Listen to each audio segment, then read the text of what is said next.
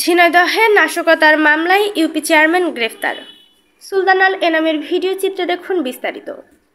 ঝিনাইদহে বিএনপির জেলা কার্যালয়ে হামলা, ভাঙচুর, অগ্নিসংযোগ সহ দুটি নাশকতার মামলার আসামি সুরাট ইউনিয়নের চেয়ারম্যান আশরাফুল ইসলাম আশরাফকে গ্রেফতার করেছে র্যাব। সোমবার 16 সেপ্টেম্বর দুপুরে তাকে গ্রেফতার করে সদর থানায় সোপর্দ করা হয়েছে। গ্রেফতারকৃত আশরাফ সদর উপজেলার সুরাট গ্রামের মৃত লোকমান মণ্ডলের ছেলে। ঝিনাইদহ র্যাবের মেজর নাইম আহমেদ জানান, গোপন সংবাদের ভিত্তিতে খবর পেয়ে দুপুরে র্যাবের একটি আভিযানিক দল সদর উপজেলার পূর্ব কৃষ্ণপুর এলাকাতে অভিযান চালায়।